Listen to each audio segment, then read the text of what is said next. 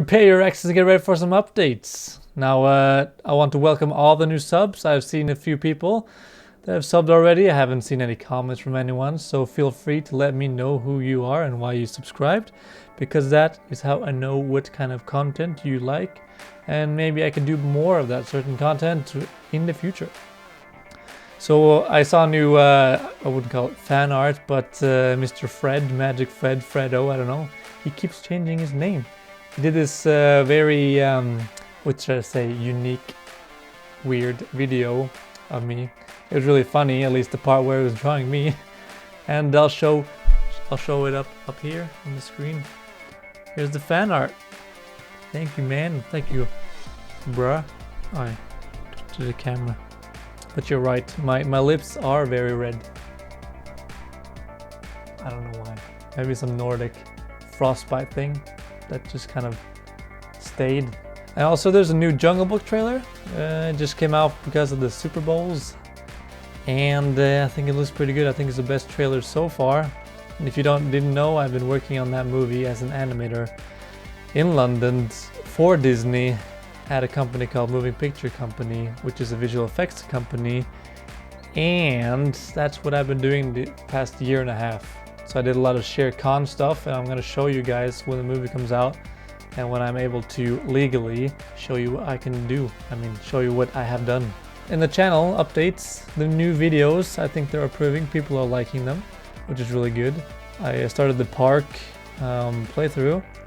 I want to do that unedited, which is, I'm going to do another series tomorrow as well, where there's going to be a game called Firewatch. I'm going to play that fairly unedited because it's very story rich, story driven, and I like doing a series where I don't edit videos because that forces me to be better at talking, communicating with you guys, reacting, and not... I mean, I can edit out all the weird pauses and awkward moments like I am almost going into now. It kind of forces me to be more relaxed and not trying to be funny, I guess. I don't know. There's this kind of identity crisis with me going on in my videos, and I'm trying to improve on that. And I think there's like many reasons why it's really hard for me to do this YouTube thing, but there's also many reasons why I really want to do it. And one of them is to be more confident in my own self and my ability to kind of communicate my emotions and my thoughts in a proper way.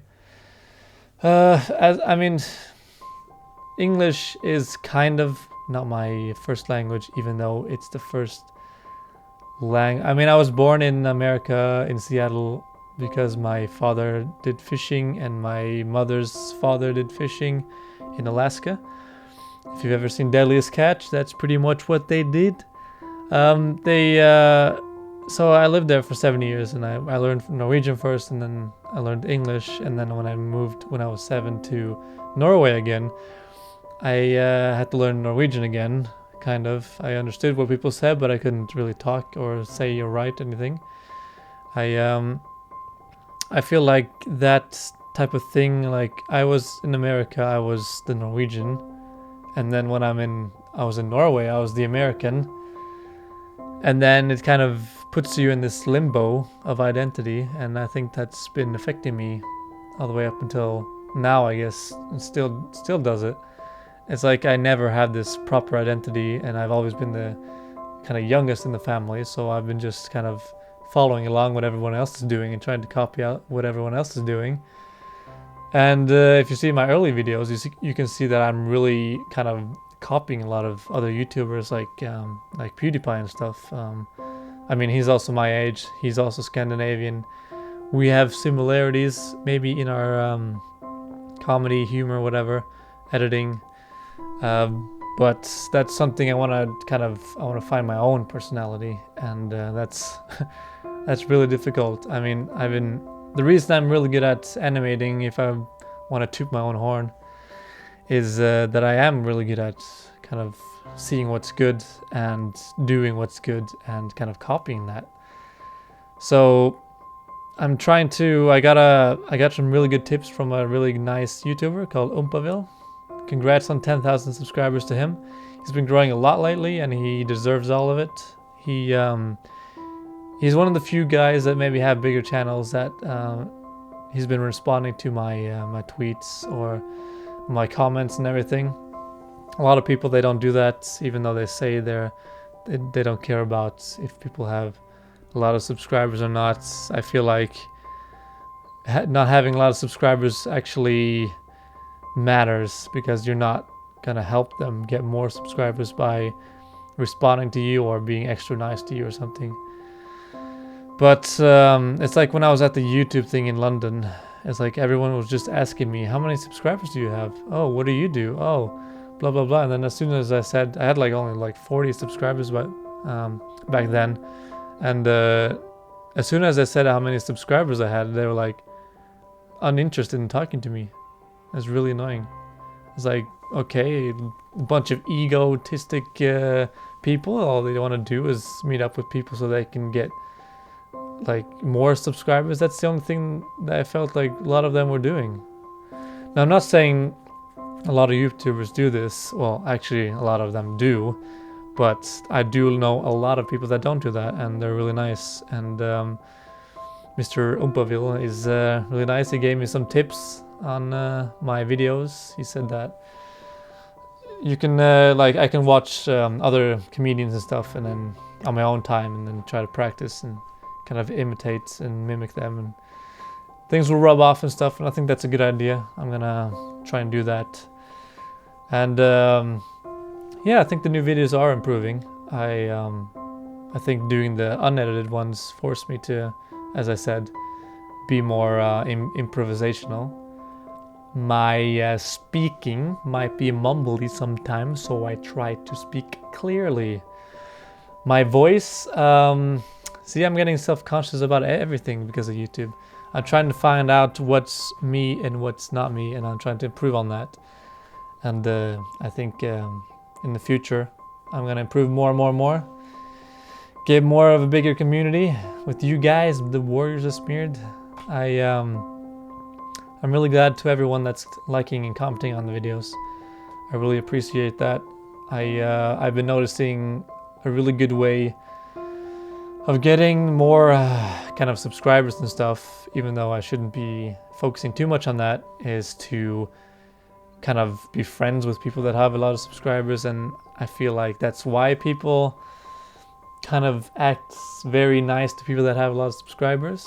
It's like, I'm not gonna say I'm a really funny guy, which I am, but there's moments, like mostly on Twitter and stuff, where I think it's funny, and then people either then don't respond, or they like I might encourage a lot of people because I like encouraging people.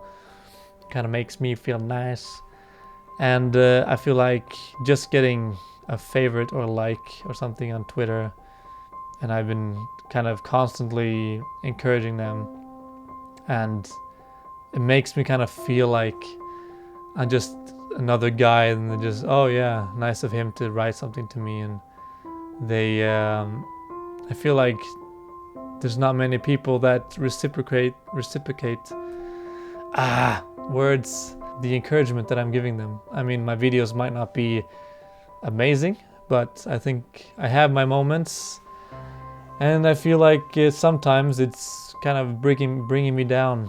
It's it feels like I keep pushing and pushing and helping, and I don't get that much back from it. But I'll try not to think about that too much.